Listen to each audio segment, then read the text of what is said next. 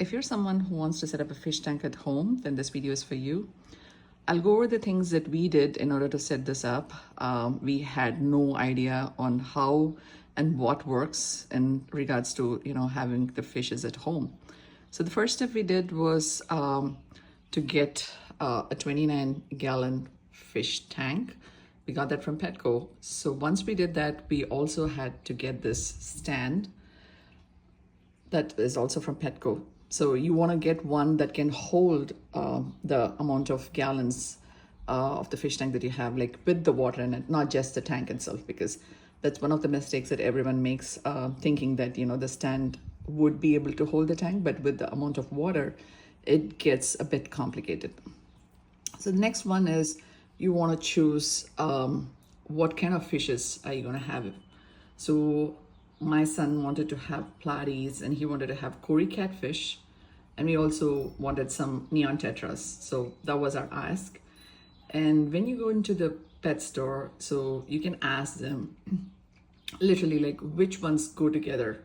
So basically the platies are the top tankers, so they are going to be at the top of the tank, and then you have the neon tetras, which are like the middle tankers, and you have the Cory catfish, like you see, these are like bottom tankers, and they kind of clean and make the tank, and they keep the tank healthy by, eating all the algae from it. And that's what they basically do.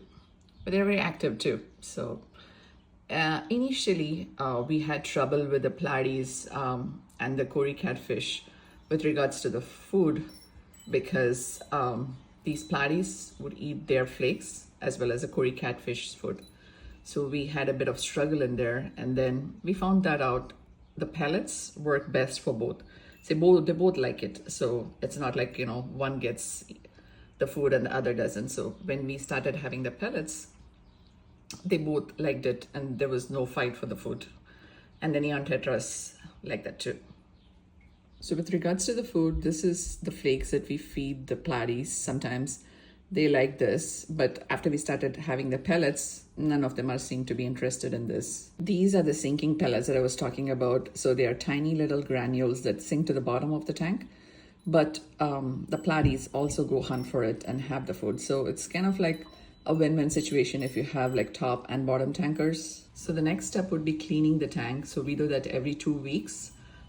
We kind of move the gravel to one side and have it clean, and we also refilled about 20% of the water so that it is fresh.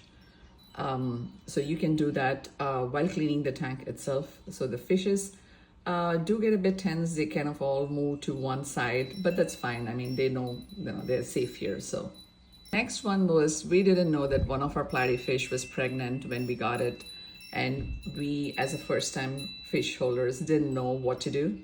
So then we ran to the pet store, and then we got this breeder box here. So basically what it does is, so you put the pregnant fish inside the breeder box, like when it's gonna give birth. And once it does, I guess all the eggs will come settle in there, and then you can release the mama fish back to the tank. And then these baby fishes will get a chance to be here without any trouble with the other big fishes. So I would say typically 2 months is what you're looking for to have it in the breeder box. And then once they become big enough, you can release them back into the tank.